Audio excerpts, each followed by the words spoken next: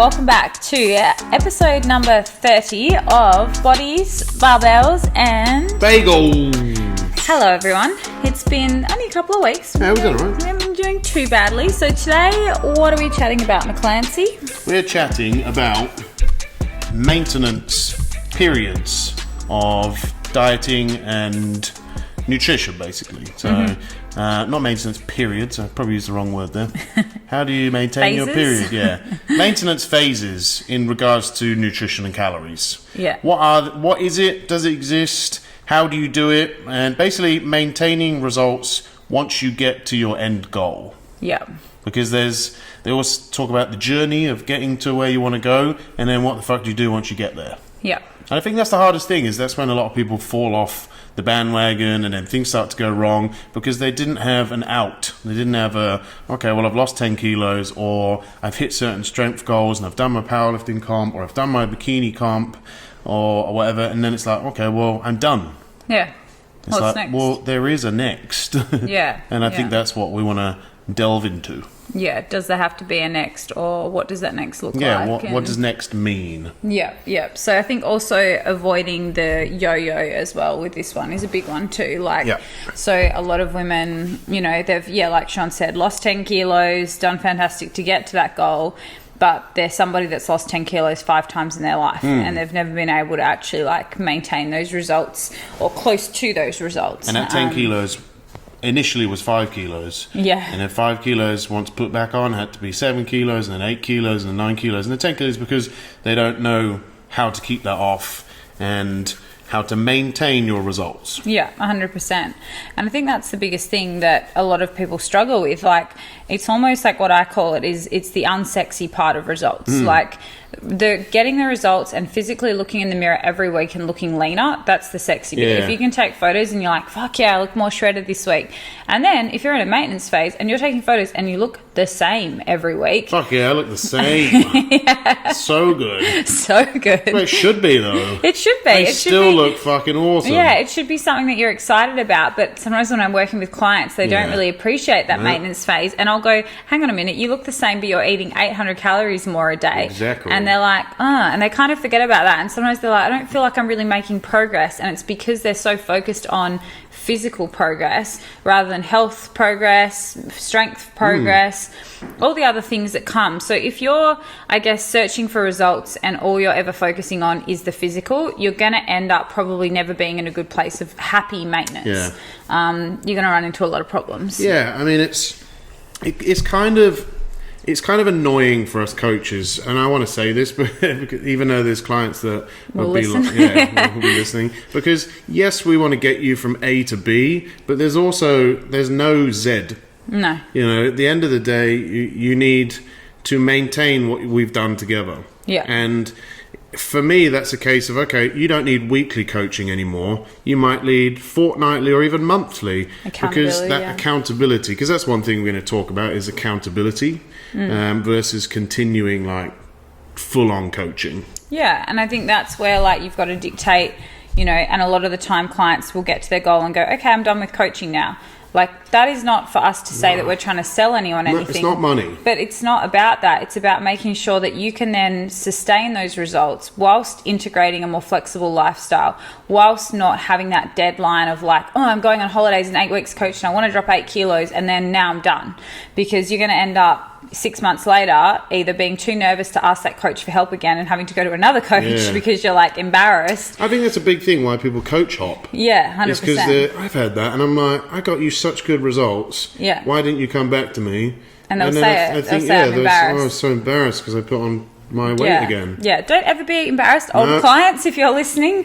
But it's important to understand this is why we really tell clients that, you don't need coaching with us year round. Well, year round's great. We can get really good results year round. But at the same time, finishing a dieting phase and then ending coaching with someone is the worst thing that you can possibly do. At least stick it out for a couple of months, I would say, minimum, to build good habits in that phase as well. For example, I have not had a coach in pretty much since I competed with Sean, but then since then, obviously with pregnancy, it's a little bit different. But I've already contacted a coach for postpartum because I want some accountability again. And it's not to say, oh, I want to get shredded and get back in shape straight after I've popped a kid out.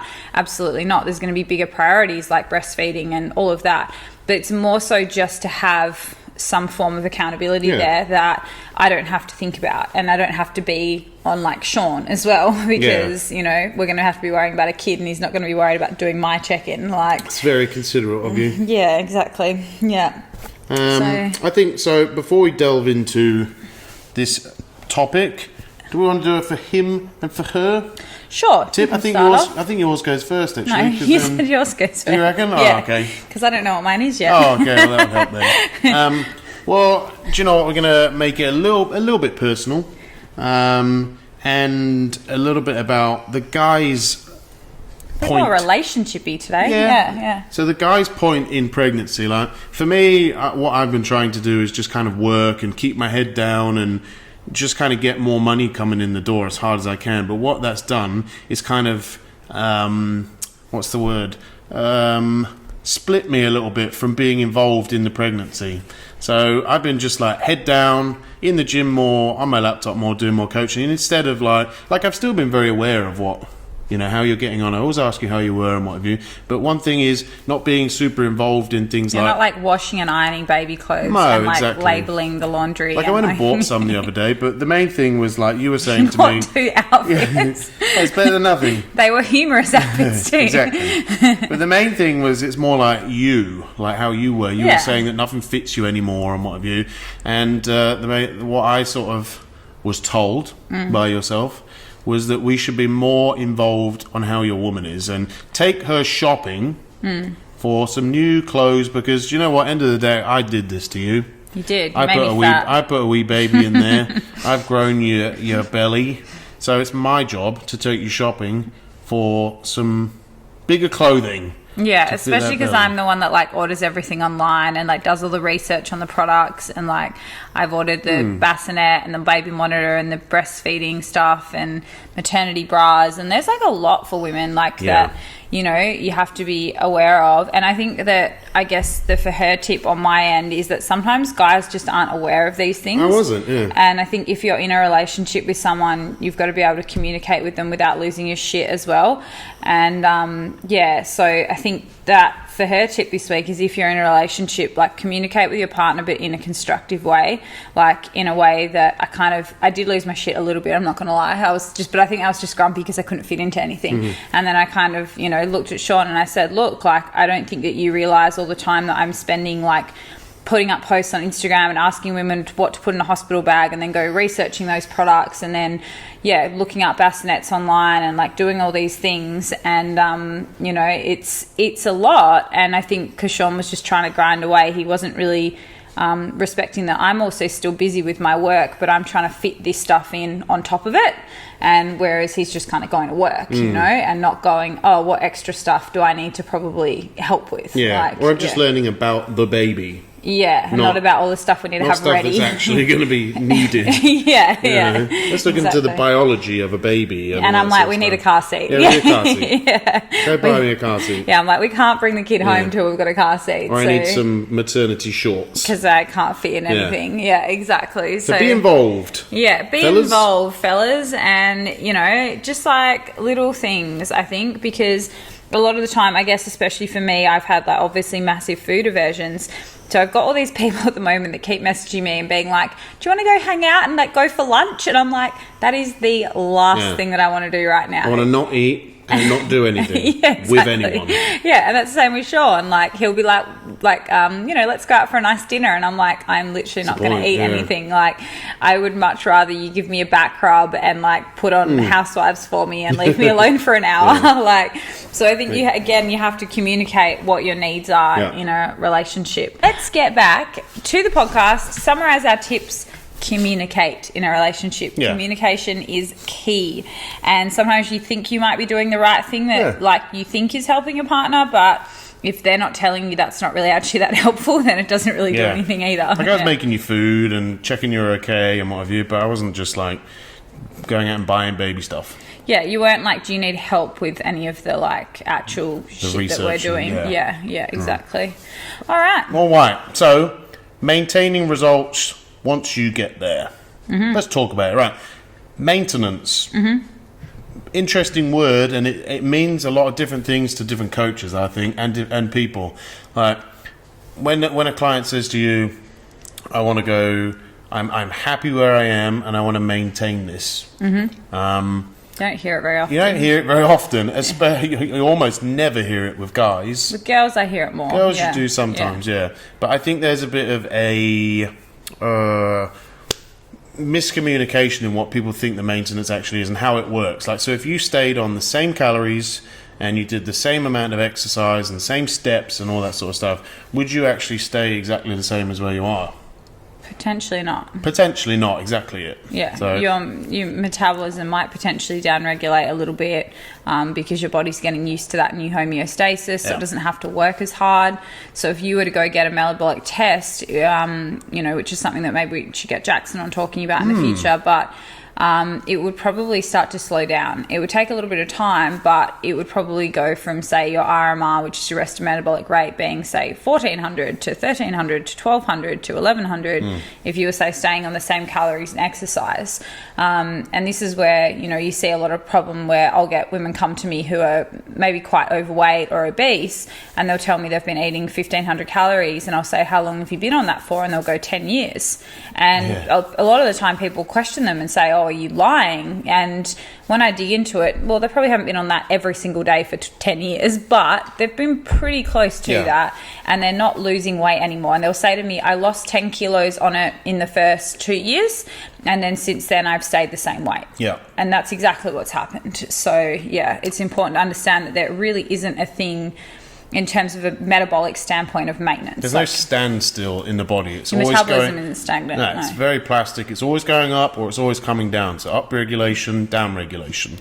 Otherwise, like even in a training point of view, if I wanted to just get bigger and bigger and bigger, but I was just benching 100 kilos for 10 every single week, why am I not getting bigger? And that 100 would get easier. Like, that's the other thing you got to think about. It's a good analogy, actually. Compare it to lifting. So if I went and squatted, and my 1RM was 100 kilos for one. And then 10 weeks later, I was still having the goal of a 1 rep, 100 kilo 1RM, but that 1RM on, say, an RPE scale shifted from a 10 to a 7. So if you think about it that way, it's getting easier. So it's requiring less energy, less glycogen, less processing. So it becomes easier. So this is why, again, when it comes to calories and lifting, you need to be progressing in some format. Of course, and if something doesn't challenge the body, obviously it's not going to change the body. What doesn't challenge you doesn't change you. Exactly. Exactly. So, and this is the thing, your body is, unfortunately for some times, and fortunately other times, very clever at being very efficient. That's why towards the end of a comp prep, you really have to delve into the depths of hell. And people think that like efficiency is also a good thing when it's actually not. Can be a bad thing. Such a great thing at times. Especially when you're trying to get leaner and your body's just so efficient on so few calories. So when you relate it to metabolism, it's not a positive thing. So maintenance is a hard word to use. Like I don't really like the term maintenance that much. And this is where we were different when we were talking about it today, because I said I like it from the standpoint of body composition maintenance. Of course. But I don't like it from the standpoint of metabolic maintenance. And that's exactly, I agree with you on that. And this is the wording and how pedantic you want to be. What are you maintaining? Exactly. Your body maintenance, fine. If you want to maintain your composition as close to body fat level of where you are, great. But in doing that, it doesn't mean that you're going to be on the same calories. And that's where people get confused. If anything, like you'll find that because your body is getting more efficient and blah, blah, blah, you need to actually start throwing in more calories. And this is the crossover of reverse dieting and maintenance. And just how similar they are. Same shit. It's the same as what some people call warm-up sets and other people call working sets. Like there's people that do 4 sets of 10, but they'll do those 10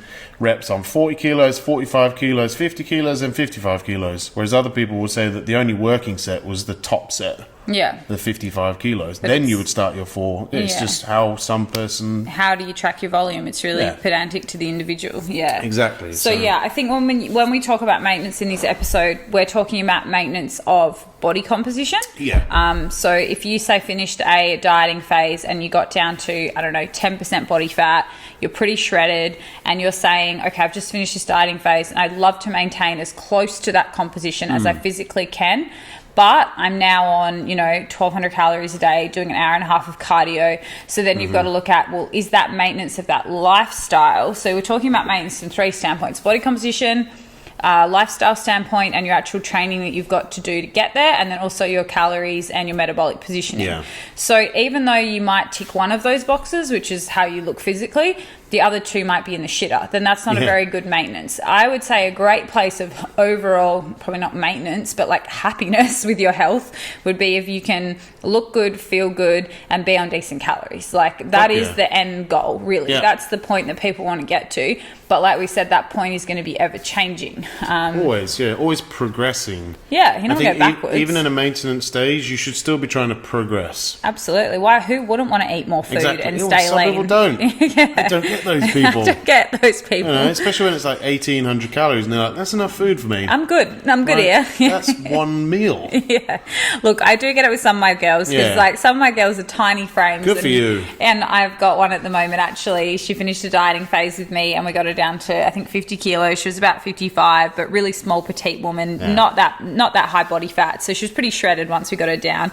She's also in her 50s, so she's a little beast. And we're reversing, and she hasn't gained any weight in 10 weeks. She was 50.5 when she weighed in the other day, and she's now gone from, I think we had to go as low as about 1,400 in a dieting phase. That's not terrible. And now she's on 2,400. And that's it. In 10 weeks. And no cardio. But that, again, another tick. But she's like emailed me and she's like, I feel full all the time, I feel bloated. And I was like, okay, well, we don't need to push calories right now. No. But, if your weight drops, then we're going to have to do something, either pull back on training or, so, but I think she's kind of got to a point now where her body is kind of at more of a, I don't like the word set point, but it's kind of like happy on that intake where we'll see how it goes for a couple of weeks, and then we might have to bump it up again or pull it back depending on what kind of happens. But yeah, and I think that's another one of maintenance is once you get to a point where you are happy with how many calories you eat, how do I then maintain weight and maintain composition? And for some people, it might be you have to pull back on training. When I was trying to gain mass as my swole 57 kilo frame when I was 24, you weighed less than me at the same age. Pathetic. But I would not have boned you back then. I wouldn't blame you. I wouldn't have tried to get in your pants because, well, I was a 4 out of 10. So I'd have loved to have gotten your pants, but I wouldn't have tried. I was probably about a 6.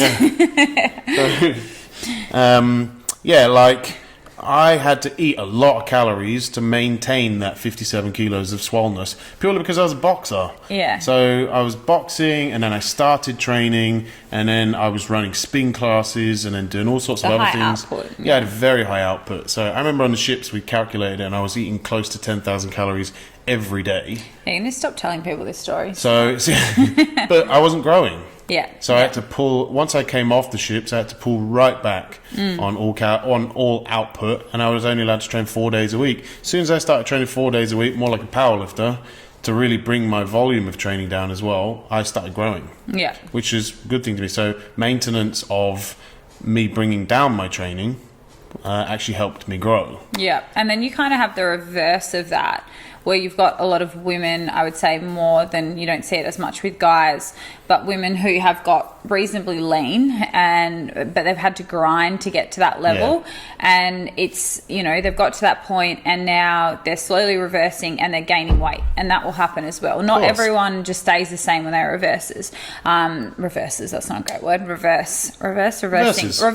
Okay. So you've got to also go, well, sometimes if you're in a sucky place, like metabolically, and your calories are in the shitter and you're doing a lot of cardio, then you sometimes have to accept a little bit of fat gain, even though your goal is maintenance, just for maybe a couple of months, maybe even 6 months. It might be 2 to 3 kilos, just to get your body into a place where calories are at a reasonable level, where you can be social, where you can have a life. So sometimes that's where we were going into is your maintenance sustainable, which is our next topic.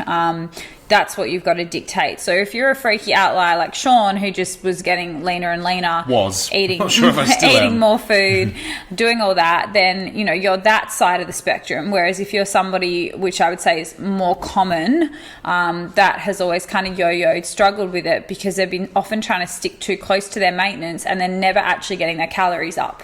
So they're never having periods of increasing and overfeeding to then allow any form of metabolic rehabilitation, so to speak. And this is the thing, is once you start feeding the body more, of course you're going to gain weight because you're absorbing more. Yeah, and sometimes girls will freak out because they're like, the scales have gone up a kilo, especially women who, like I said, are not happy with their physique. So say they're really far away from their bigger end goal, and they're like, so let's say, for example, I've got a woman that comes to me and she's 90 kilos and she's like 40% body fat. And we got her down to 75 and she's now 25-30%. So she still wants to look like Lauren Simpson eventually. Okay, so that's her end goal, is to be like super shredded, maybe 50 kilos.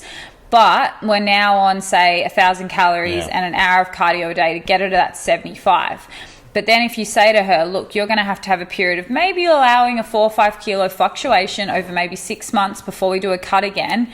But the next time you diet down, we're going to be able to do that from a better place. And you also have no social life, because who can eat 1,000 calories and go out for a meal. So that's where her maintenance at that point isn't sustainable, even though she might be a little bit uncomfortable, which can be the hardest position to be in, to be honest. Like when you're not at your goal, but then somebody tells you, well, you need to gain a few kilos, and it's like, oh, but that feels like a step backwards to me, because results have always been driven by a decrease on the scales. That's true. But that's where you've got to go, well, my health isn't sustainable right now. So the weight gain as well can literally be because you're eating more food. Absolutely. If you're eating, say she's eating 1,000 calories, and all up in the day, that's 1.5 kilos of food. So she starts the day at 75 and she finishes the day at 76.5. And so she's doing an hour of cardio and sweats out another 500 meals. So she finishes at 76. Once you get to 2,500 calories, which is like 2.5 times the amount of food, she's going to be 78 kilos purely 100%. From the weight of food. And carbohydrate density, all of fluid that, retention, glycogen, more muscle, hydration, and everything's starting to kick gains, up. Exactly. Which sometimes women don't want as well. But, accepting that it's probably not all fat. Like a lot of that is fluid, a lot of that. And that's where, even though we say, you might want a lifestyle maintenance, don't get too scale focused is probably a really important thing. Like allow yourself to fluctuate, especially as a female with our hormones, between depending on how big you are and your build, the bigger the build, and I don't mean just body fat, but I mean if you're a tall human, you're going to fluctuate more than somebody who's smaller. So if you're a big frame, you might fluctuate 2 to 5 kilos in the course of a few weeks. If you're a smaller person, maybe 1 to 3 kilos, around your period and all of that stuff as well. Especially for females. So in the course of 6 months in a maintenance period, if your weight's kind of fluctuating that amount, it's not really a big deal. So you want to think about it from that standpoint of not freaking out every time the scales go up like a kilo. It's that's not the end of the world. And I think that's where a lot of women will then go, oh, I'm going to do a mini cut quickly, and then completely mess up where they're going without us going into reverse dieting too much. And then you've done that for nothing. Pretty nothing. Much. So you haven't given your body actually time to upregulate. No, it's like people that say they're going to reverse diet for 4 weeks, then go back into a cut. That's pretty much an extended diet break. That's not even a period of reverse dieting or a period of overfeeding. That's a deload. A deload from dieting. It pretty much just means you've had a holiday from your macros for 4 weeks, and then you're going straight back in and smashing yourself into the ground. So how would you then dictate if your maintenance is sustainable? Are you in a good place? And we're talking from a physical standpoint of body composition. I think number one is psychological. If she's on 1,000 calories, more often than not, she's going to feel like shit. Social life going to be pretty shitty. Potentially, she might be a wizard. Might just not be a social person. Might not be a social person. Exactly. But I think psychologically, your energy levels will start coming up. You'll start feeling better. You'll start smiling more. You can be more sociable because you've got more room to play with calories. Certain bodily processes work a little bit better as well. You eat more food, you digest more food, you eat more fiber, you poop better. Who doesn't feel good after a good poop? Libido, yeah. Yeah, libido is a big one. Yeah, you might even sleep better. Yeah, there's that weird thing that I don't think I've been lean enough for this to happen, but when people are in the depths of being super lean, they stop sleeping so well. Comp prep, everyone says my sleep goes to shit. I haven't even had it with clients who've been super lean, but clients who've been on low calories. Maybe, I've had it before, where they start to get, and I think it's almost that bit of a cortisol curve response as well, if they're especially like a bit of a stressed out person. And if you think about it, dieting is a stress. Like our bodies want to maintain homeostasis. So if you're constantly underfeeding your body over and over again, it's going to be in a stress state. So that's why a lot of people during a contest prep have more digestive issues than what they do year round. It's a combination of less food volume, but also just more internal stress. It's harder for the body. The body's trying to slow down processes as it is. So digestion's one of them. Like if you think about it that way, no one in contest prep's like, shit 3 times a day. And like, even Sean was slowing down to once a day. Once a day. And he's normally like a 3 a day. I remember there was one day I didn't poop, and it was the first time in my memory. And that was in comp prep. I haven't pooped, and I was in comp prep. Yeah, exactly. Oh, I felt terrible. And you were still hitting your fiber goals and everything, but it's just that those processes are going to begin to slow down. It's almost like your body's way of saying, I don't want to die. Slow everything down. Holding on to everything. Yeah, exactly. And it's that fight or flight response with your body dictating what it's going to do. You've got to look for the warning signs with sustainability of a fat loss phase, and you have to be really honest with yourself, which can be quite hard. I just had this conversation with a client actually over in America, and we had got to her goal. She said her goal was, I think, to lose 12 pounds postpartum. I think we maybe got to 10 or 11. But her compliancy was starting to lack. She was just getting hungry all the time. She was getting tired. Her training, she wasn't recovering well. And I said to her, look, how important is that last 1 to 2 pounds? Is it that important? And we'd been going for about 16 weeks, but we had diet breaks thrown in there. So we had about 4 diet breaks. So pretty good. So good results for really about 10 weeks of dieting, pretty much £1 pound a week. And I said to her, I actually think with her past history, because she'd always struggled with diets before and had been a bit of a yo-yo, and I didn't want to go down that path, and I could see it starting to happen.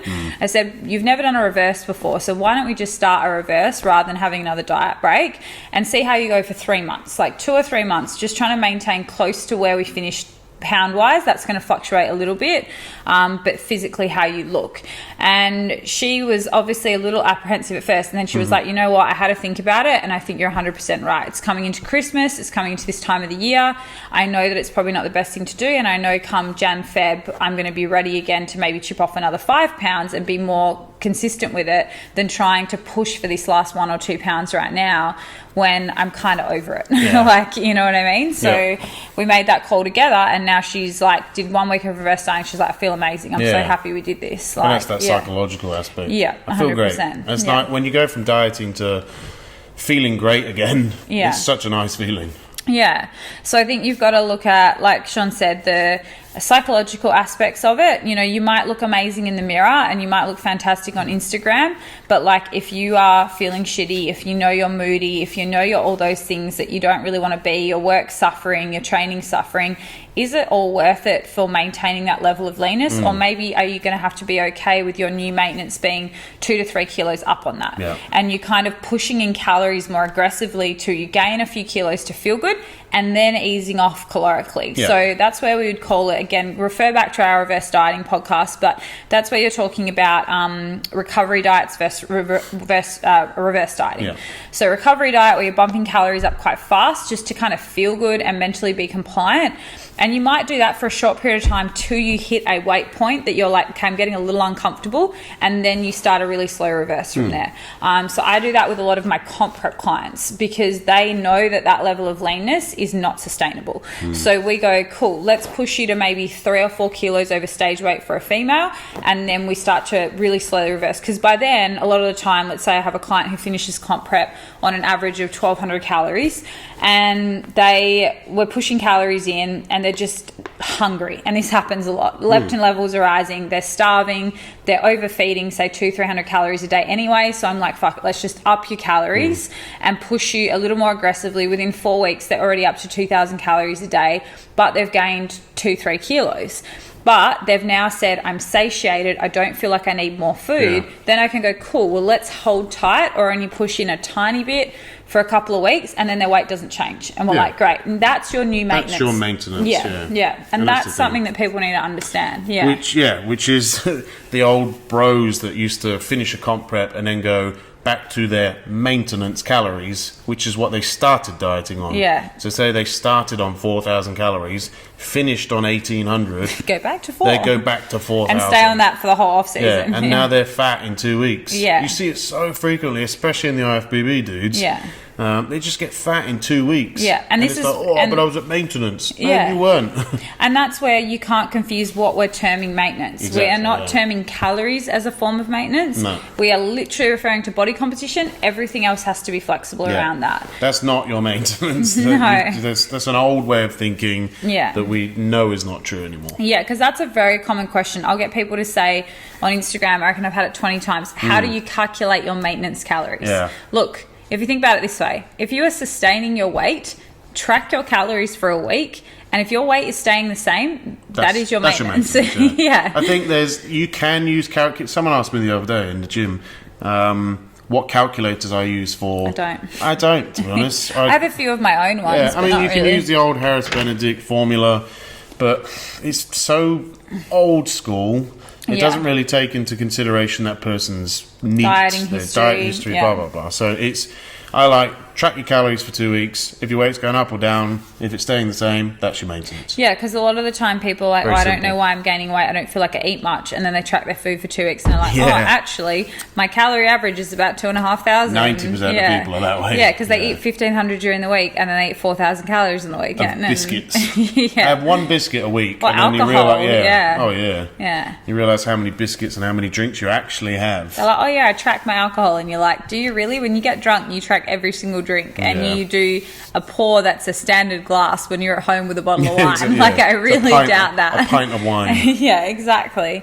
So I think it's important to understand where we're referencing maintenance. And, in terms of that, is it sustainable? The other one, like we said, is the sustainability of your output. If you're doing a ton of cardio, and I had this conversation with a new client yesterday, she was doing Stairmaster for 30 minutes a day, which is not crazy, but 30 minutes a day, 7 days a week. And she's doing 5 days of weights a week, and she's eating 1,600 calories, and she wants to build muscle and comp prep in the IFBB. And I was like, well, if we started your comp prep now, where could we go? Like, you're already training an hour and a half a day, you're only eating 1,600 calories. So do you have the time in your schedule if we had to do an hour and a half of cardio a day? Because we don't really have anywhere else to go besides dropping calories. And I don't want you eating 1,000 calories in peak week or less because of where you are. So that's where her lifestyle isn't really going to be sustainable from that standpoint. She might be enjoying it. And she said, I actually like doing cardio, but I said, cool, but maybe can we cut it back to 3 or 4 days a week and maybe 20 minutes or just something, or we've just got to get you eating more. If you want to keep doing the cardio, then we've got to eat the calories. Exactly, yeah. So I think one thing that people stop doing once they've hit their results is they forget that the whole point of educating someone during a dieting phase or whatever phase you're going through is to pick up good habits. Yeah. And I think one of the things they do is they start slowly chipping away at those good habits and dropping them off that they've spent so long doing. So you might be in a dieting phase overall, on and off, diet breaks, blah, blah, for 6 months. As soon as you hit your results, you stop tracking. And that happens a lot. They're like, I just don't want to track anymore. I need a break. I need a break. Draining. And it's like, oh, okay, well, we'll delve more into that. Do you need to really go cold turkey? Exactly, yeah. So I think remembering, not going too relaxed too soon. You have to transition out of things. It's a big thing. Yeah, 100%. So, and good habits are, okay, well, it's taking you a little bit of cardio to get there. And what's wrong with a little bit of cardio? Say like you just said then, say that person has to do an hour a day. It's not hard to do a 20-minute walk every day. 100%. That's a good, healthy habit. 20 minutes a day, very good for your heart, very good for your body, good for lymphatic movement, and good for your brain as well, good for digestion. So fuck it, keep that nice healthy habit up. And I feel like people get into this bratty mindset where they go, but I've got to my goal and I worked so hard, so I just don't want to do anything anymore. And they get into this like little fucking bitchy bratty attitude. I know it's going to sound horrible, but it's true. It's very true, where they go, oh no, I just don't want to do that work anymore. And it's like, how about you appreciate that work got you where you are today, and that if you want to maintain anywhere near to how you physically look right now, you're probably going to have to keep doing a few of those things. Yes, you're going to transition them out, but you can't just go cold turkey and go from tracking your macros every day to eating whatever the fuck you want and then expecting to not have some form of rebound. Like, it's just so unrealistic and just crazy, but we hear it all the time. Like, a client will not check in for 4 weeks and disappear and then go, oh, I'm going to stop coaching now. And you're like, okay, why? Let's have a chat.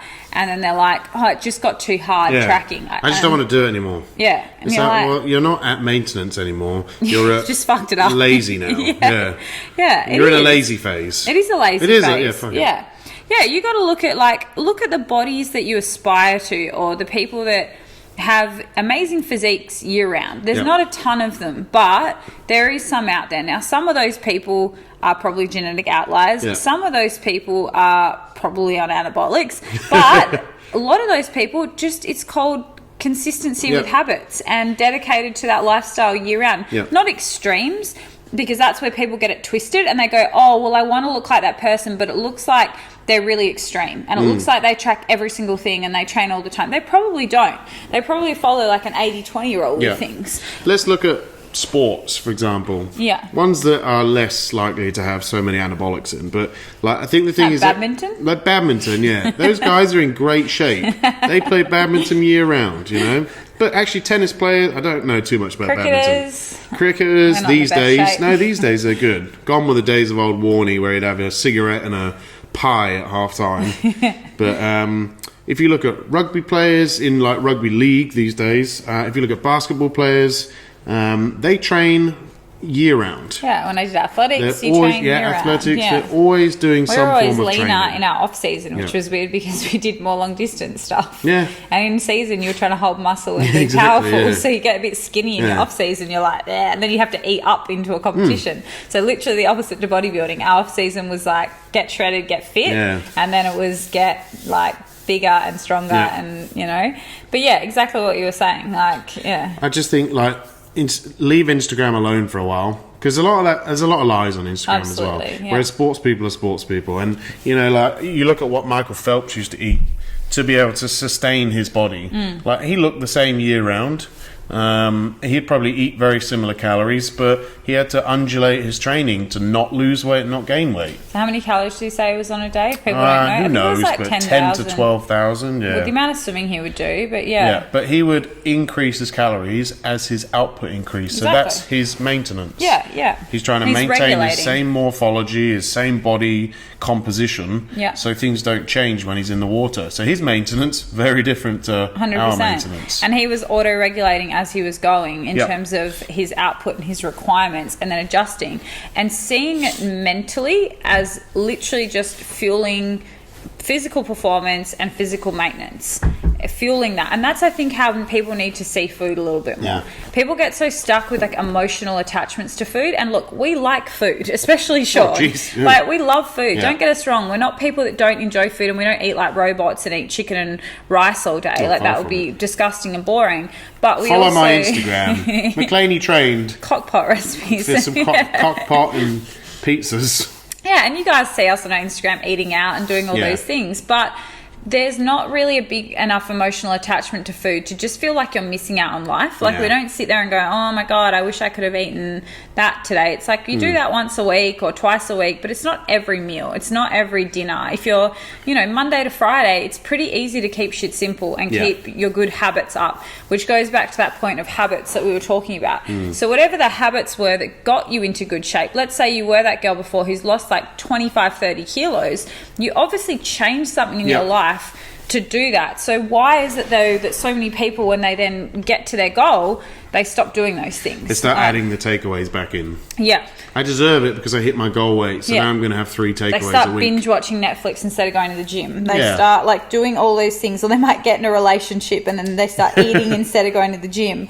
or whatever it may be. They just like let go of the habits that got them there, because you know what it is? People get too comfortable. They're like, well, I've got here now, I'm comfortable, and then 6 months later, they're like, oh shit, and then they're contacting a coach again and going, fuck, okay, I've gained this weight really quickly, which what happens then as well is you get body fat overshooting, and then it becomes harder to diet later on. And then we're in the yo-yo again. Exactly. So you've not only made it harder for yourself, you've also have to form these habits again. And then the most common thing I hear from people is, how do I gain motivation? Because they've come from this place where they've lost weight, regained weight rapidly, lost all the habits. Now they've got to form the habits again and gain some motivation, which is really hard and disheartening as well if you've been in good shape. Yeah. So why just not just avoid that bit? And I think this is where it comes down to accountability versus rigorous tracking 100% during your maintenance phases. Now, this is where when I say that, like, when we're finished with a client in their eyes and they're like, thanks, I lost my 10 kilos, see you later. The first thing we think in our heads is, all right, I'll chat to you in 6 months. I'll see you in 6 months when you need to lose 15 kilos. You know, so there always needs to be some form of accountability. Now, it doesn't have to be a coach. No, you don't have to pay. I'm not trying to sell it. We don't give a shit whether you come and coach with us or not, or another coach or whatever, but you're either self-accountable or accountable from somewhere else. It doesn't have to be calorically tracking, but there needs to be some form of quantifiable variables that stay the same. So obviously, like, we think, me personally, I don't think it's that hard to track. I stick a plate on a scale. It's just as easy as me putting a plate on a counter. But you don't track everything, and you don't track things to the gram. Like, you eat out a fair bit and you estimate things. And if I'm hungry, do you know what? I'm just going to have 250 grams of steak instead of 150 grams of steak. I'm not going to get fat on protein. But I'm not going to go, do you know what? I feel like 200 grams of peanut butter instead of 20. That's just stupid. That's just being an idiot. It's just eating like an that's asshole. what some people do, you know. So for me, I've had one Krispy Kreme, so I'm just going to have 6. I ate 30. But that was me being an idiot. But I know I'm not going to gain that much fat. I almost gained diabetes. But it wasn't about that. And we'll scratch that one. Again is bringing the emotional into it with food. But, you know, like in a maintenance phase, you can go from a 90-10 to a more like an 80-20 in terms of strictness and nutritious food. Even 70-30 and you'll probably be okay. Even 70-30, exactly. So what are some methods that you use instead of tracking for keeping a client accountable? So a big one, I've actually had this conversation with a few clients lately coming up to Christmas, which is a really good time, and also me going on potentially maternity leave if I ever take any time off. But clients were kind of like, look, it's actually a really good time of the year to have a baby, because a lot of my clients are like going away for Christmas and traveling. So it kind of worked out really well where we've had that conversation of, look, do we just kind of pause your coaching, or do we hold some form of accountability over the next few months until like I'm back up and running and you're back from holidays, and like we can both commit to each other, you know? And so a lot of them, I've shifted them from doing, say, weekly or fortnightly check-ins with me to checking in once a month. But it's more of a phone call and a conversation, asking them how they are, asking how things have been, chatting to them about their habits, chatting to them about their non-negotiables during the day, talking to them about their food quality, chatting to them about all of those sort of things, and then often either asking how their clothes fit, and or getting them to send photos in at least just once a month. So those sort of things. So obviously, if you're doing that on your own, I think it's great, obviously, having a coach there, and that could be a service that you undertake with a coach if they've got it available. But I think having someone that's just going to check in on you, even if it's once a month, like we said, it kind of prevents you going totally YOLO and going off the deep end, especially if you feel like you lack self-control. That's who I would suggest that's going to be best for. Now, if you're somebody who's highly motivated, which this is not a lot of people, and you feel like you can do that on your own, then you could obviously look at other variables like how your clothes fit and feel. So that's something that I personally probably more do. That's a big one. I go, okay, well, my size 8s are getting a little snug, like don't want to have to go to the 10s. I've probably been a little too relaxed with my food. So that's a big where one. Are they getting snug? If it's just around your midsection and you know... Like if it's around your booty, you're fine. Exactly. But if you know it's right in your guts and you've been eating lots of shit food and no fibre, Yeah. That's self-regulation. Do you know what? I'm going to eat more fibrous food and stop eating so much shit. Yeah, instead of See how I going, go. I'm just going to go buy a bigger set of leggings. Like, rather you know? than thinking, fuck, I need to go on a diet. Yeah. Or, I'm just going to get a bigger set of leggings. Yeah, which is fine again if you're happy, but if you're not comfortable and you don't want to have to buy a new wardrobe every time your weight yo-yos, which is not something I want to do. Like, I'd rather just be able to fit in my 8s to 10s year round, besides when I'm fucking pregnant. But you know what I mean? That you don't want to be in that position where you're like, those are my fat clothes, those are my skinny clothes. Like, you want to be able to just wear things comfortably, and I think that's different for women to men. Men can get away with a baggy t-shirt. Like, for us girls, But then you're no longer in maintenance. No, you're in exactly. Fattenance. Fattenance, yeah. So clothes can be a good one. Obviously, the mirror and pictures, like, they don't lie. So just taking those things, maybe even once a month, once every 2 weeks, take some pictures. Gym mirrors lie, though. Gym mirrors lie. Lighting So they have to be your mirror at consistently. home. I look jacked in the gym mirrors, and then I come home and I look like a potato. So Yeah, exactly. Unfortunate. Strength is also a good measure of accountability, more so if you're trying to gain muscle, I would say, and get stronger. So is your strength increasing? If your strength isn't increasing, it might be a sign that you're actually not eating enough. Yep. So we're also going to go both sides of this. There can be the people who, when they self-regulate, they don't eat enough, or the people that overconsume. And that's strict. really important. So some people are like, there's some clients, it sounds really weird, but people before have said that for people that suffer binge eating or eating disorders, they shouldn't track. And I argue that statement because for some of my clients who have been severely anorexic and under-consuming for years and years, but not actually tracking anything and not really knowing what they're putting in their mouth, literally just going, I'm having an apple a day and a couple of egg whites. Now, for them, if you can slowly increase their calories and show them that their weight's not increasing and show them all this data that supports it, and they can track calories and start to eat like a normal human being again, that can be a tool that's really empowering. So I think it really comes back to the individual, which is why we're not so black and white with like, this person should track, that person shouldn't track. I think it's about seeing how they're going with it. But then you've got the opposite end of the spectrum where people are too strict with tracking and then they won't go out and eat because they can't take their scales with them. Now that's obviously too extreme. Yeah, they don't understand how plastic your intake can be.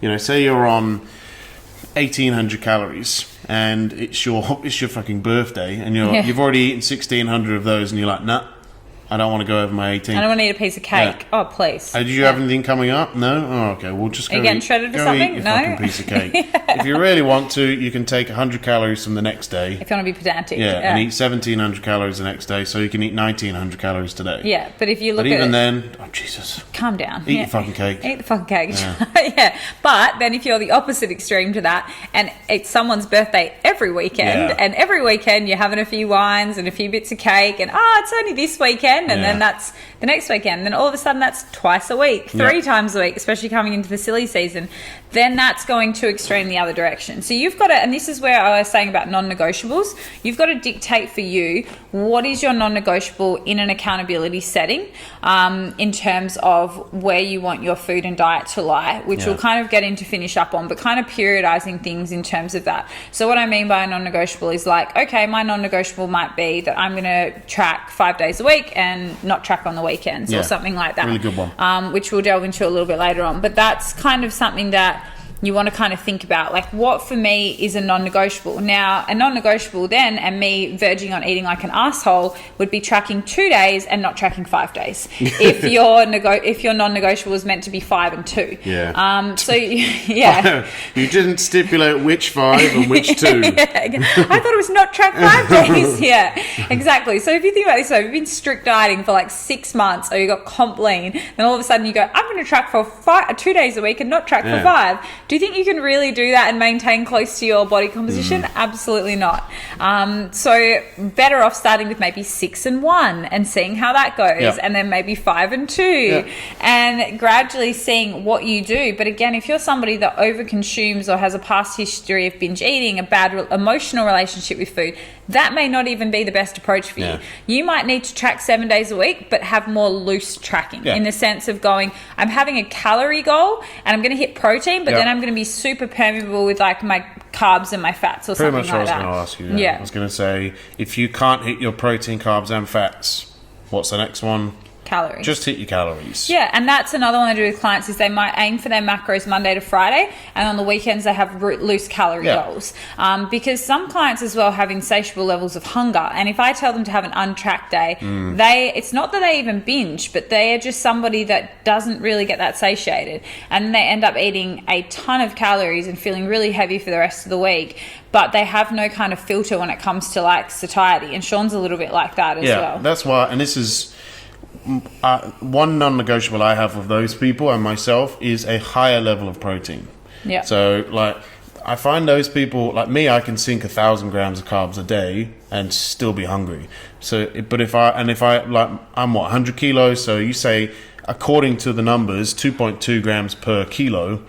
I should have a maximum of 220 grams of protein. I'm still hungry if I eat that level of protein. So I'm more like 250 to 300 grams of protein purely because it fills me up. Yeah. You know, so me personally, I eat more protein and I know that it's just more satiating. So for me, my non-negotiable is to hit my protein. Yeah. Otherwise, I know I'm still going to be hungry and then I'll go and eat shit. Yeah. So again, that kind of comes back to what are your triggers? Like, what are your triggers for over-consuming? And fiber. Yeah. And being aware of those two triggers and going, cool, well, for Sean, he knows they're his triggers. So if he knows, for example, on the weekend, he's going out for a burger for dinner, which doesn't really have much nutrient density, doesn't have much fiber, which you will, which is usually a pretty small portion of protein, let's be honest. So he's going to go, cool, well, during the day before I go out for my burger, I'm going to fill up on lots of protein, lots of fiber, lots of nutrients. Two non-negotiables for me is I do this with a lot of clients as well, especially guys, because we don't seem to eat many veggies. No. Is one salad a day and one big portion of vegetables. Yep. So I have to eat my salad and I have to eat my veggies, even if it's peas, carrots and corn. It doesn't have to be fucking broccoli and asparagus. No. I can't be bothered to steam broccoli. Potatoes don't count. Potatoes don't count, yeah, exactly. Not starchy vegetables. Starchy ones, yeah. You get that from our Irish clients. I had a potato. I can't do an Irish accent, you do it. Potatoes. I had a potato. Oh, you had a potato, you know. You're like any other veggies. Exactly, Just that. We're not being racist. This is Fibrous, legitimately our Irish client has told me that before. I'm like, you don't eat vegetables besides potatoes. She's like, they're not wrong, but we're talking about fibrous, not starchy. Exactly. So, yeah. But it can be ones you want to eat. Like you were saying it the other day. Let's just start with some carrots. Simple. Carrot sticks. There's still fiber in there. There's still lots of vitamins and minerals. And it becomes your non-negotiable. It's going to help you maintain good guts. Yeah. So you've got to look, again, this all comes back to, like we said, habit change. Think about it this way. If you are following a meal plan, and this is a really good example for, 10 to 12 weeks, and you followed that meal plan to a T, and let's say, for example, that meal plan had a serve of oats and protein powder for breakfast and some berries, and then you had a snack in the morning that was some cottage cheese and some rice cakes, then you had a chicken salad for lunch, and then you had a protein shake in the afternoon with maybe some fruit or something like that, peanut butter, and then for dinner you had a steak and some potatoes and a salad. Cool, very balanced intake. So do you then go from doing that to then delicious, by the way, to then skipping breakfast, having a pie for lunch, and having Indian for dinner? Is this Brendan McCormack's diet? And a choc milk in there in the afternoon. You know what I mean? It's about going, well, the meal plan should have educated you on not that you have to stick to those portions and those sizes, but it's getting you into good habits with food, which is where there's pros and cons to meal plans. We have a whole episode on that anyway, macros versus meal plans. But it's more think about what were the good habits that formed from having that meal plan in place. That it encouraged you to eat breakfast. Maybe you were someone that wasn't eating consistently enough before and you were skipping things, and then that was resulting in you binge eating later in the afternoon. It's not that breakfast helps with fat loss or anything like that. It's that what are the good habits that got you there, that keep those habits going. So a big one that I find with females in particular is they don't have a snack in the afternoon between lunch and dinner, and then they'll walk in the door after work, especially if they've trained in the morning, and then they'll just start picking at shit like biscuits and whatever. So I've always said, cool, make sure when you get in the door you have something that's high in protein pre having dinner. So it might even be, like I said, some cottage cheese, a protein shake, whatever. Make some homemade protein balls. It might be, just a quick bit of jerky or chicken or something, boiled eggs, like whatever you need to kind of get in that bolus, because you know that that's going to reduce your cravings later on. And then if you have your dinner, and then look, if you're still a little bit hungry, you're probably less inclined to binge and just have a small portion of ice cream or a few squares of chocolate just to satiate that sweet tooth, but you're not going to be anywhere near as starving when you go to pick at snacks.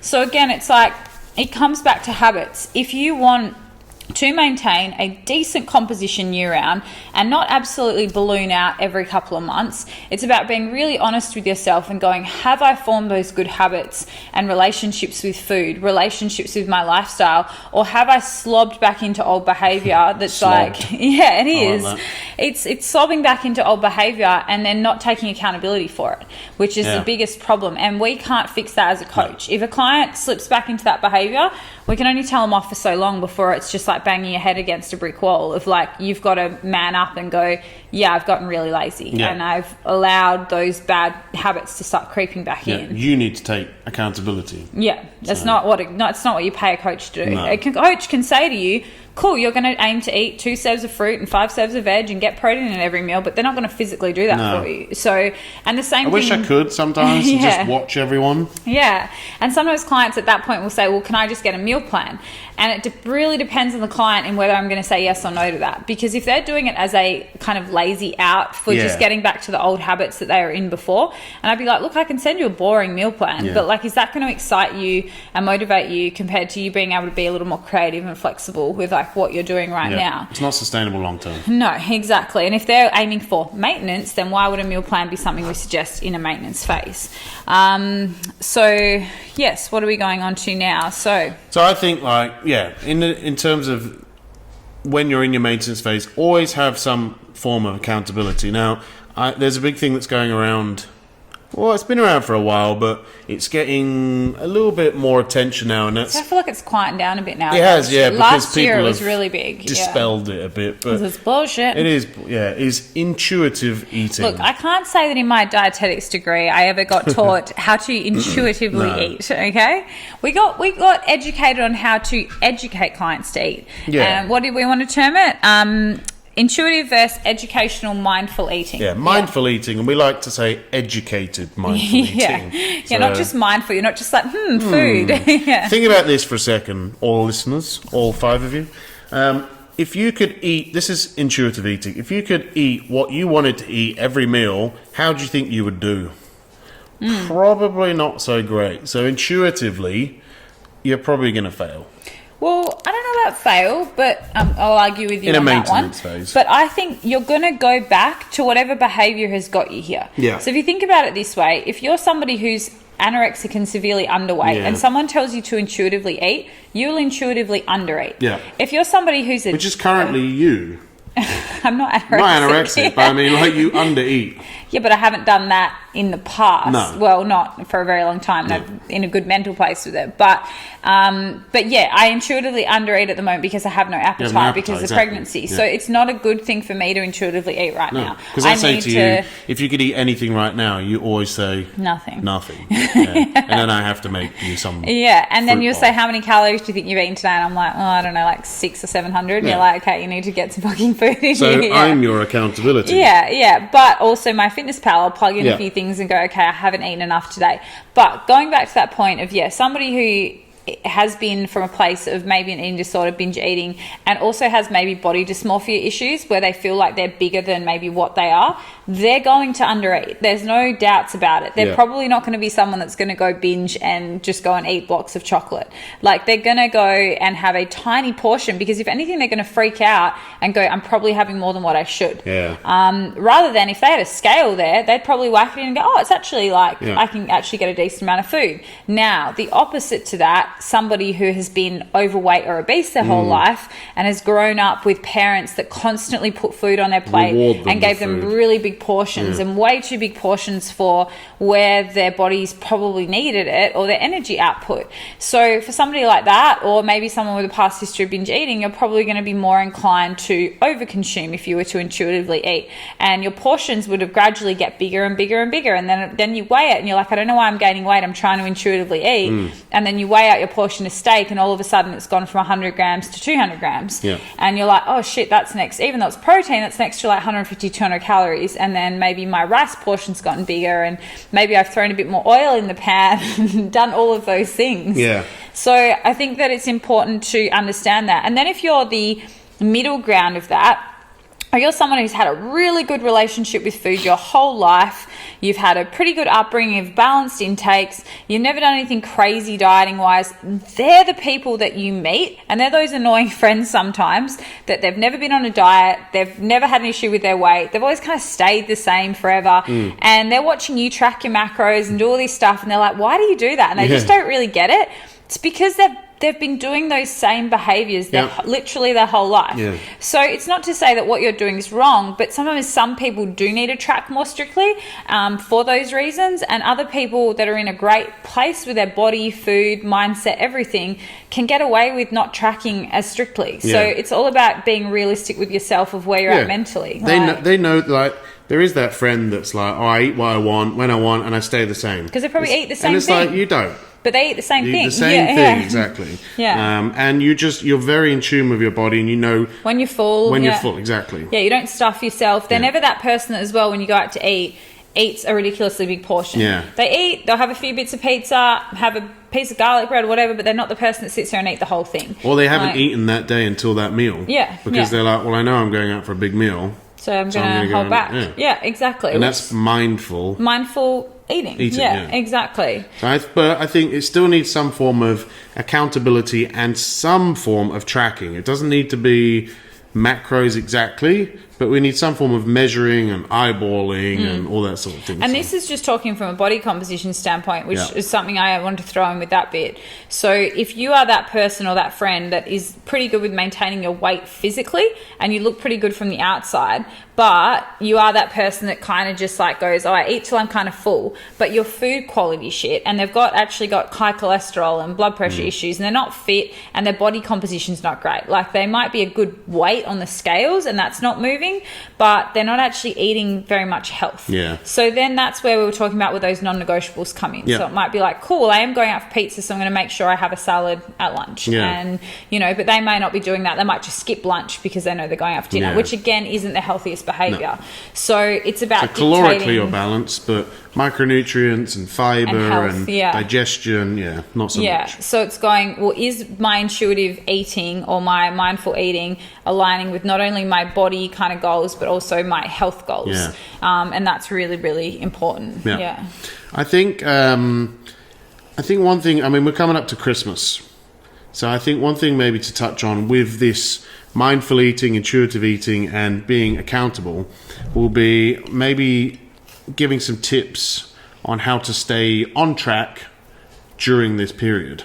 All right. Well, you want to start? Well, I think it all comes back to these non-negotiables. Mm-hmm. So you don't have to track calorically necessarily because, I mean, Christmas Day, come on. Are you going to track your calories on Christmas?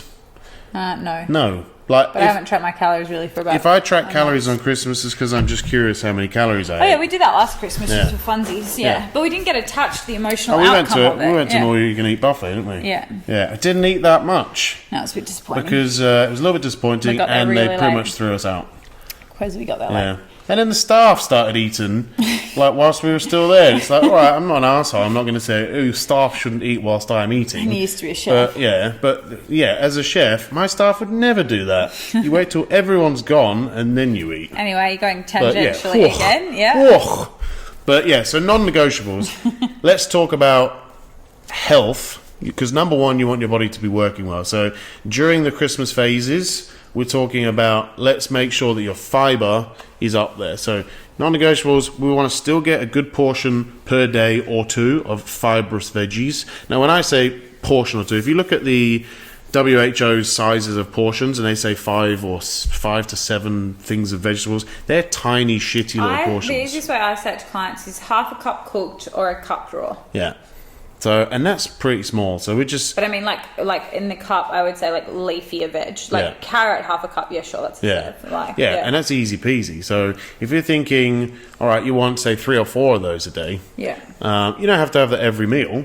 Have half a cup every meal. You can have a big bolus of vegetables or a huge salad. Like we have the mallard. Yep. The man-sized salad. Yeah. Not meat salad for people who No, think that's what a mallet that is. was Brendo. Is that Brenda again? And we have to give credit where credit's due. Laura Britton invented it. She as did. the mallard. Yeah. And Mallet is a man-sized salad. There's lots Yeah. of stipulations to it. yeah, and people tag me in their mallards on Instagram sometimes, and I'm like, you got to get the logistics of it. A mallard has to be at least 500 grams. Yeah. That's the rule. And does that include the meat? Yeah. The protein? Yeah. Yeah. So you think about But that, for a right? bloke, let's say, you should be pushing I think a kilo. 750 to a kilo, Yeah. You know, if you're going to have 150 grams of meat in there, like least. you need a fair few hundred grams of veggies and what Nuts have you. and avocado Yeah, exactly. and carrots Yep. and yeah. So non-negotiably over the Christmas period, think about, I don't want my guts to feel like shit, so I want a big old salad per day and a big old portion of veggies or two per day. Yeah. And some fruit Yeah. as well. Then build the rest of your day around that. Yeah, and there's always fruit at Christmas. Like, Easy. instead of eating just your pavlova, have some fruit on the side with your pavlova. Yeah. Like, there's nothing wrong with having those things. You want to enjoy it, but at the same time, does everything that you eat in the day need to be no nutrient density? Because you will wake up the next day and feel horrible. Yeah. Your digestion will be fucked, and then you'll feel bloated and gross and want to start a mini cut in Yeah. January. So, like, instead of doing that, just it's all about portion control for me. Yeah. I think with clients over Christmas, like. Are you eating till you're satiated, or are you stuffing yourself? Because I think that's like a weird Christmas tradition. Like, oh, you've got to stuff yourself and then lay on the couch And the then have a rest nap. of the day. It's like, that's all right, but you can't have a waste of your day Yeah. as well. I don't mind, Especially the here in nap, though. Australia. Oh, You yeah. know, it's always sunny and what have you on Yeah, Christmas beach day. In England, all right, fair enough. It always rains. Yeah. It never snows where I was No from. one's going to see you physically. No, so. exactly. And it's kind of boring because it's Yeah. dull and what have you there. So, all right, you can sleep the day away. Yeah, But no, here, enjoy the beach. yeah, I would say you've built all these good habits. You're in your maintenance phase. Continue those good habits even over Christmas. So moving is a big one. training, yeah. Go for Same a with go if for a you're on session the day holidays. before, the day after Christmas. Yeah, nothing You wrong know? with going and training on Christmas Yeah, Day. we always try on Christmas. Who gives a fuck? Like, oh, at least go for a walk. Or You'll be something, surprised how busy yeah. gyms are on Christmas Yeah, Day. especially in the morning. Because Yeah. they're like, I'm going to eat. And they're those people that are like, because I'm going to eat, I should train. I used to always go into a HIIT session on Christmas morning Yeah. because it wasn't a full gym session. It didn't take me too long, but it was like 30 minutes, and I would just do some Yeah. sprints and smash myself, get my metabolism firing, and Yeah. then go have brekkie, like, you know. Yeah. And I think we don't want to encourage people to obviously exercise to eat, because that's obviously a bit of a shit mindset as Yeah. well, in terms of like, don't overtrain so you can eat more food. But it's just move your body so that you've got a bit more of a caloric buffer there as Yeah. well. I would say, look, coming into Christmas and the holiday season, you have to dictate what your expectations Yeah. are. And I think that's really important, because people, and that's probably something we haven't touched on, unrealistic expectations. Yeah. I think people think that I'm going to be able to be flexible, I'm going to be able to do this and that, and I'm not going to gain weight. If your weight on the scales goes up 1 or 2 kilos over Christmas, New Year period, it's not a big deal. No, You've you've done done well. okay. Yeah. So what are your expectations? If you expect to stay at the exact same weight whilst eating probably shittier quality food, so some of that weight's just going to be water weight, whatever. Yeah. So number one, don't worry about the scales so much over Christmas. Focus more on how your photos are looking and how you're feeling and Yeah. all of that stuff. Unless you're someone that you know is eating like a total dick, then you probably do need to get on the scales to just kind of like rein it in a little bit. But yeah, I think you just need to kind of go, manage my expectations. If let's say, for example, you've only been, say, reverse dieting or coming into this maintenance phase for a few weeks, you may need to be a little bit stricter unless you want to chunk on 3 to 5 kilos. Yeah. But if you're on decent calories, which is also a reason why I suggest most of my clients stop dieting around the end of November, say start of December. So we've at least got a few weeks to kind of build calories. This is why I tell clients to never ever control. go away after a show. Like they compete and then they fuck off to wherever. The next week. And I say, just let me have a few weeks, because you can do a lot in a reverse diet in 3 to 4 weeks in a positive sense. Oh, for sure. You could go from like 1,500 calories to almost 2,000 as a female, which is a lot, without gaining a lot of weight in those, if you're a pretty good responder, whilst dropping down your cardio.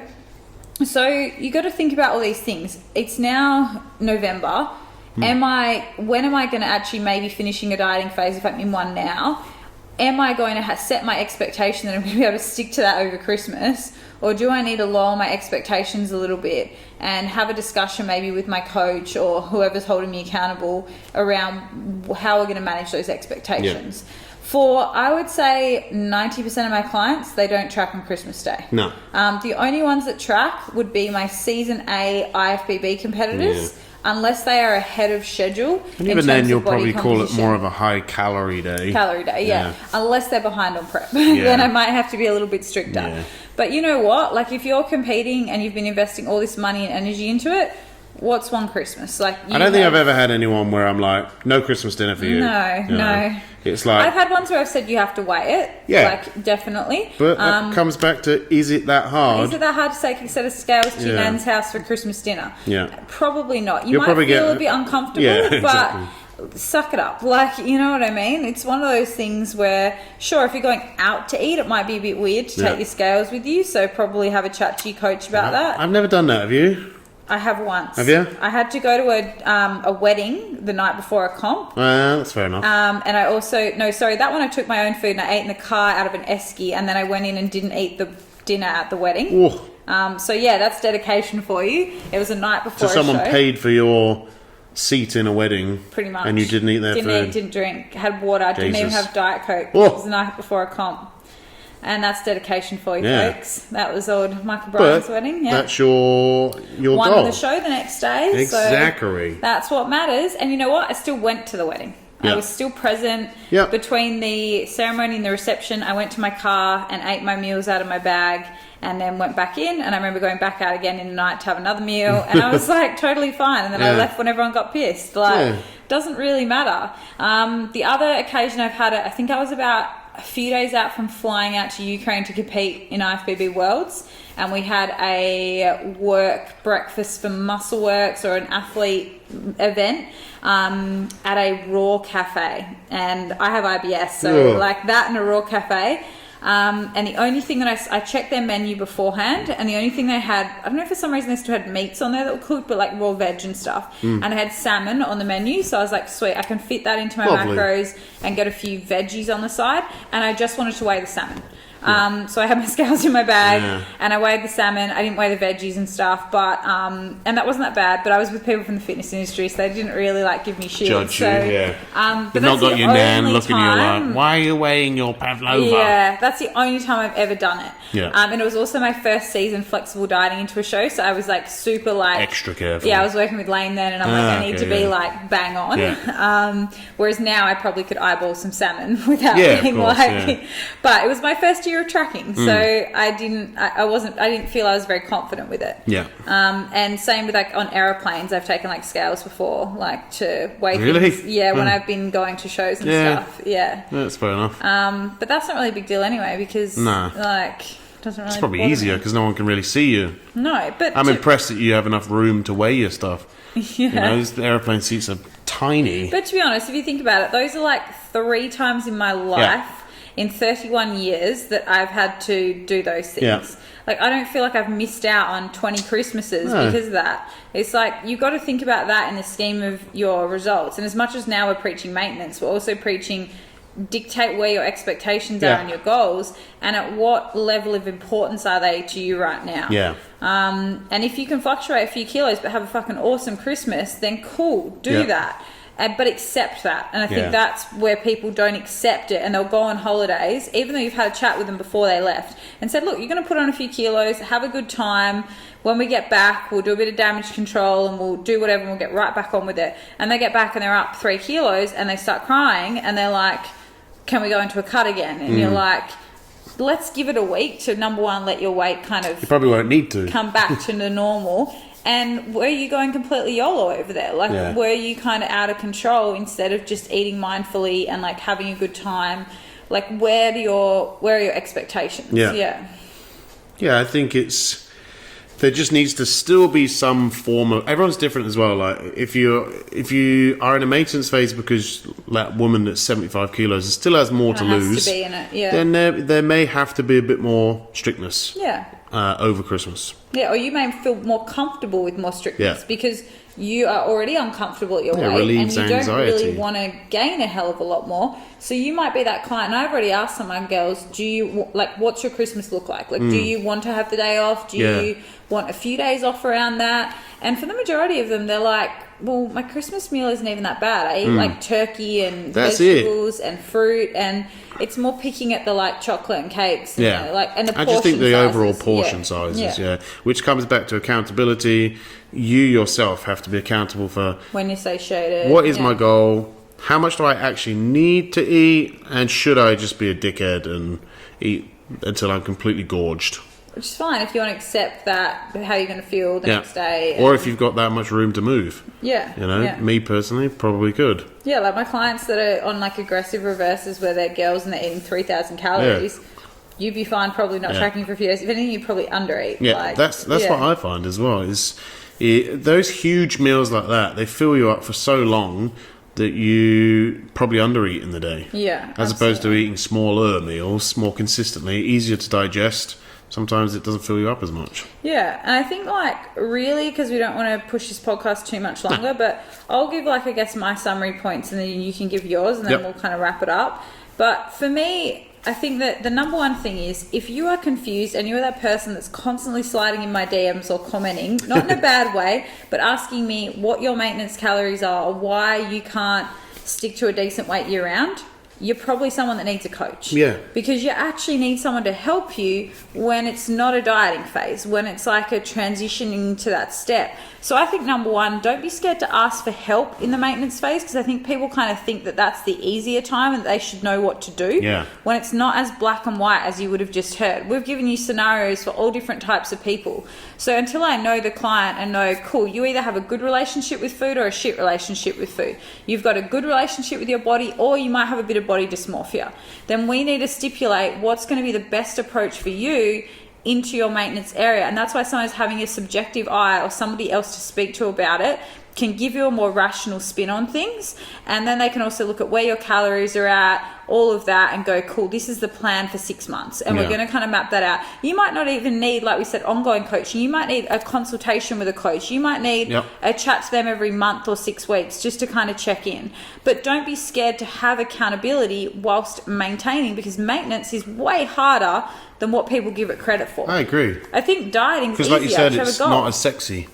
It's not as sexy. You're not going up, you're not going down, you're staying exactly the same. So people are like, why are you paying a coach if you're just staying the same? It's like, because they're helping you with other shit. Yeah, and they're helping you hold there. Yeah, which it's harder. is harder. Yeah, 100%. And that's where people suck reverse dieting, because they go, oh, I've nailed 4 weeks, I'm going to get rid of my coach now. And then all of a sudden, 6 months later, they've gained 15 kilos and they want to do season B. Yeah. And you're like, hang on a minute. Because they put on too much weight. Exactly, Like, and then they feel fat, and then they use comp prep as an excuse. So don't neglect what role a coach has, a good coach. And if you're working with a coach and you're in a maintenance phase and they're not really saying anything when you're not compliant, they're not asking questions, they're not setting up with good habits, then like maybe look at other coaches. Like maybe they're not doing a great job of helping you with that more maintenance phase or helping you set other goals. So my other tips with the maintenance phase of body composition is always have other goals. Always make sure you're thinking of your health. That's a big one. So it doesn't mean going from eating 80% clean food to now eating 50% clean food.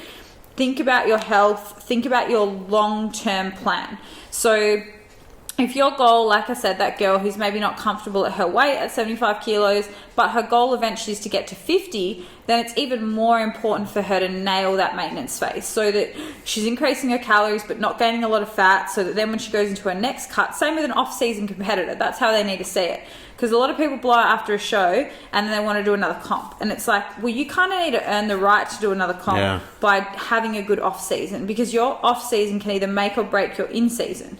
And a lot of people don't respect that. Oh, the dieting phase, you're revealing what you already have. What you did. Yeah. What you did in the off-season. If you were shit in your off-season, it's going to be harder. You're going to look shit, exactly. You're going to do a 40-week prep. Yeah, exactly. Yeah. You know, so you got to think, you got to get out of your head in the short term and start to see the bigger picture. And I think that a lot of people mentally get so bogged down in the moment, and that's where binge eating happens. That's where, you know, a bad relationship with food happens, because they're like, this food tastes delicious right now. And they're not thinking, you know what, that food's going to be there tomorrow and the next day and the fucking next day. But you know what's not going to be there? That, you know, what might be there? That 5 kilos that you put on very quickly from eating that food every day that was going to be there for the rest of your life. But you've spent 15 weeks grinding to get that 5 kilos off, and then all of a sudden you're like, oh, well, like... I've done it. Yeah. And people are surprised by how fast it happens. You're like... It's demoralising. Oh, yeah, I've been there before. I've done it after a show. I've put on, like... I remember when I went to America, I put on 5 kilos in about 3 weeks. And then came back... But then kept gaining when I came back because I lost motivation and got lazy. And you probably got into bad habits. I did. I was eating shit food. Yeah. I wasn't training much. I was doing all those things. Then I got a dog, like, you know. So, just blaming you, Buffy. Yeah, Buffy, you made me fat. But, you know, it happens. And then all of a sudden you're up 10 kilos. And you're like, shit, okay.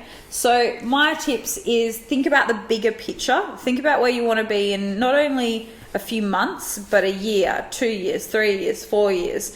Where do you see your body composition, and are you going to be constantly yo-yoing? And if you are, then, and you don't want to be, then you've kind of got to accept that I need to maybe commit to something for a bigger period of time as well. Yeah. That when I'm signing up with a coach or whatever, I'm stopping signing up to these shitty 8-week, 10-week things and looking at coaching as an investment for the period of 12 or 18 months or whatever to get you to that position of where you can then come out of that and maintain. You can call those an 8-week kickstart. Yeah. To your 12-month goal. Yeah, but then if you finish that kickstart and you've got no plan, where do you end up again? Yeah. Same place. Yeah. Which is why we don't promote those things. No. And it's not because we want to lock someone in for 18 months of coaching. For cash. It's because it's because if only we took cash, that would be great. The tax man would leave me alone. But it's because we care enough to want the clients to have longevity, and I'm not impressed when I see somebody put up an 8-week transformation. I'm impressed when I see an 8-week transformation followed by 8 months later where they are. That is more impressive to me. That's very cool. So be impressed by more of those sort of results online as well. Like be impressed by somebody who, like if I put up a coaching thing and it'll be a client that's their stage lean and then 6 months later. That's cool. If they've maintained like within say 3 to 4 kilos of stage weight and they haven't blown out 12 months later after competing, that's impressive. That's far more impressive than actually their stage lean. Yeah. So you got to think about, am I being too influenced by leanness and like shreddedness and not really thinking about the lifestyle, the health, all those other things when it comes to maintenance? Yeah. And now I'll shut up and let you finish. My kind of summary would be, like we said before, when you're transitioning from whatever phase you're in to a maintenance phase, it's keep up those good habits. Yeah. So you've spent all this time getting into consistent meal timing. Not that meal timing is massive, but what it does is if you're eating every 3 to 4 hours, you're staving off cravings. Because 9 times out of 10, you're craving shit because you're hungry. And then because McDonald's is everywhere, you're always going to want McDonald's or some form of shit food. There's a lot more shitty fast food places around you staring at you in the face than good food.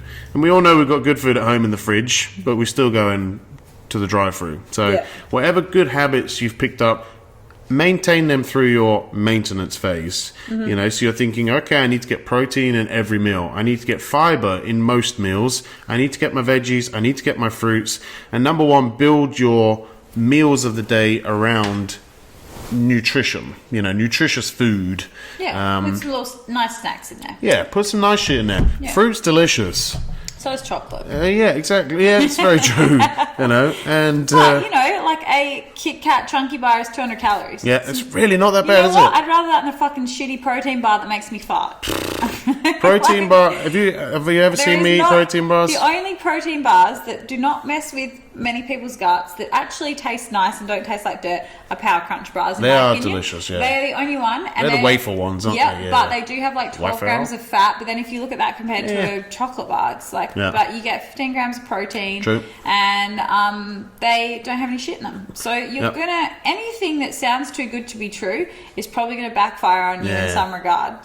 Me personally, Quest bars, fucking horrible. It's like we were saying before, people lie to themsells about how tasty they things say are. it's delicious. Protein bars taste like sawdust. They're horrible, They're really. Fucking horrible. And the ones that do taste nice just shouldn't be protein bars. Or their macros are wrong. Yeah. Like a Titan bar, for example. Oh, they're delicious. They used to taste delicious. Yeah. Remember the chocolate mint ones? I do, yeah. I like the peanut butter ones. They were 380 calories. Really? Yeah, and you know what? Doesn't surprise me. The other good one that people always get confused about is those cookies. The protein cookies. Lennon. That's Larry. 2 servings. Yeah. Who's gonna have half a cookie? Yeah. So you're getting, I think the whole thing was 480 calories. It was a lot, wasn't it? Yeah. And it's like, you could just have a Subway cookie for Yep. 200 calories, tastes much better, Yep. and you haven't eaten as big of a portion. So I have a client that just has a huge sweet tooth, so he has a chocolate bar a day. yeah. Simple as that. I do that with a lot of my girls. Yeah. I've been doing that pretty much pregnant. Yeah, it's not that bad. It's 250 calories. I was having 4 squares of Lindt chocolate a day, and they're pretty big squares. Yeah. And I think They're that was 150 calories of chocolate a day. Yeah, it's not that bad, is it? I was It's having delicious. half a block a day. Yeah. And it was about 200. Because they're on special every day, $2 a block. That's So it's just like nice to get calories that's just fate. Yeah. That's Some days I was Woolworths. eating a whole block. That's Woolworths saying you need this. Exactly. You know. And it wasn't even binge eating, it was conscious needing calories eating. yeah. So there's again a big difference. Just Course. because someone eats a block of chocolate, it doesn't always mean that they've binged. No. It's, again, were you doing that with a conscious thought behind it? Go back to our last podcast On binge eating. on binge eating versus just conscious overeating. Yeah. Or, That was a good one. Yeah, or just getting calories Yeah. in. Like, yeah. So maintain the good habits. Go for a walk a day. Get your fibre in. Protein in every meal. step Keep your goals water good, up. things Step like goals that. are good. Yeah. Yeah, they're not Have a a time and a billion. place. They're not 100% accurate, but they're better than nothing. You know when I think step goals are retarded during contest prep? When They people really are. Like, I'm going to do 25,000 steps a day. It's like, hey, if you had have done some HIIT and like maybe Yeah. Stairmaster, which is more intense, you wouldn't have had to do 2.5 hours of Exactly, walking a day. yeah. Because ain't nobody got time for that. No, Like, but they don't contribute to your steps sometimes and as then when well. people say, but I don't do cardio. They do cardio. I do 25,000 steps a day. Yeah. And you're like, do you do that without putting any effort in? Yeah, And no. I'm like, no, I walk for 2 hours. You irritate me, those people, Yeah, those coaches. yeah.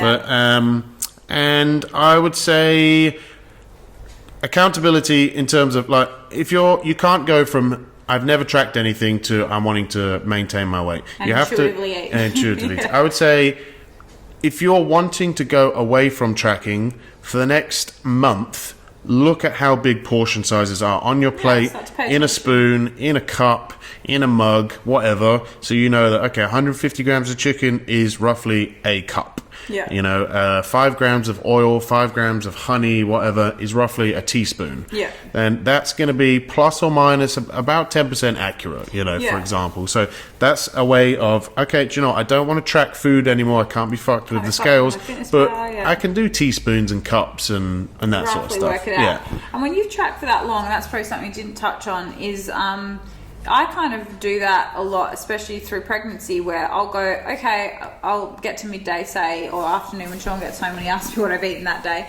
and I go, cool, I had like 2 eggs on toast, big chunk of sourdough, maybe put some butter on there, and the eggs, I know in 2 eggs, it's only really about 10, 12 grams of protein, it's about 10 grams of fat, plus I've had the butter, so I've had a decent amount of fats for the morning, maybe 15, 20 grams, maybe had 25, 30 grams of carbs in the bread, but I really haven't had much protein today. Yeah. So I kind of can look at it very consciously in that regard and know what's in food. But until you get to that place where you know by literally just going, piece of bread about 25, 30 grams, looking at it, it's going to be really hard for you to come away from tracking. So once you get to that place where you know what's in food, you know, you don't have to look at something and go, oh, is there protein in that? Like, you literally know that's a high protein food option. It's not like you're saying, no, I'm not going to say that because I'm getting in trouble. But it's like saying some of these vegan documentaries when they compare broccoli to steak.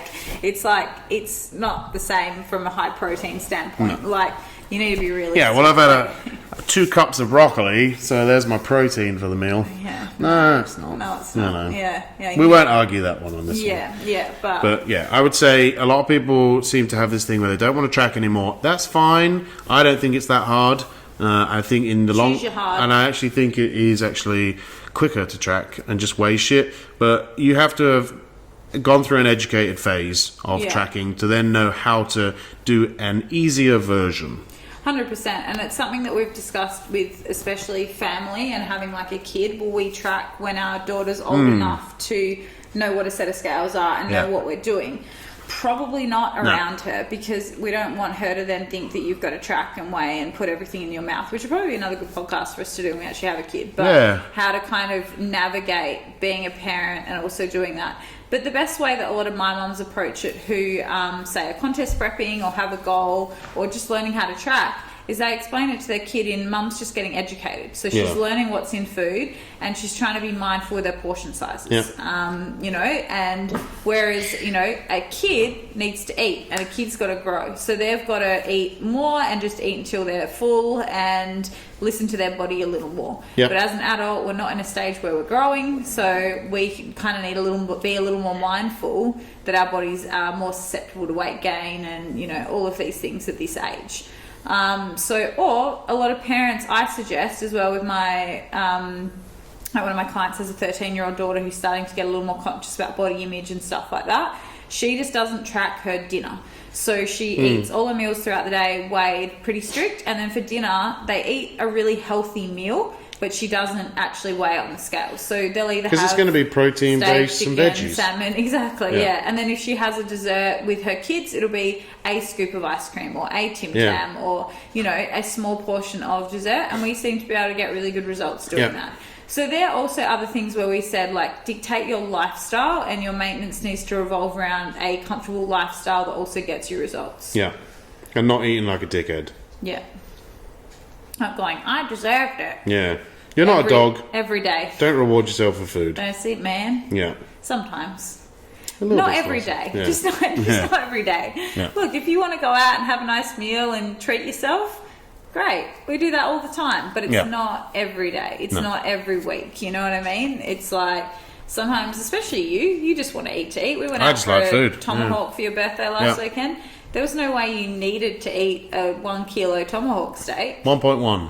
Because your pregnant missus was there who couldn't eat any meat. Wasn't into it. Nah, but you know what I mean? It's about like dictating that. Okay, you wrap it up, McLaney.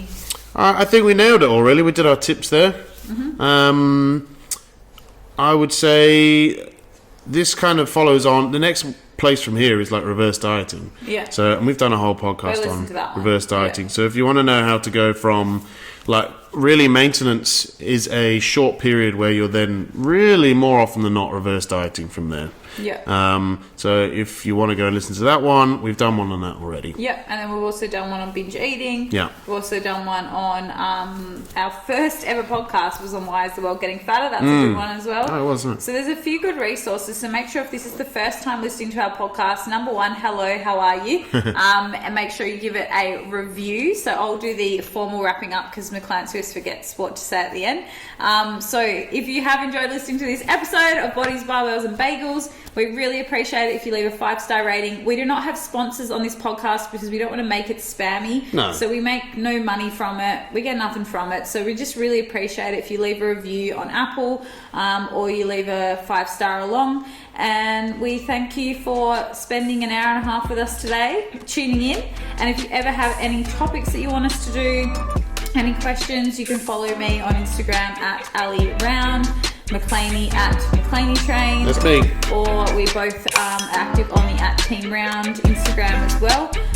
But yeah, other than that, we just appreciate you tuning in, and we're going to try to have some more guests on soon too. So yeah, just keep up to date with us and let us know what you want on the podcast. Perfect. Toodaloo.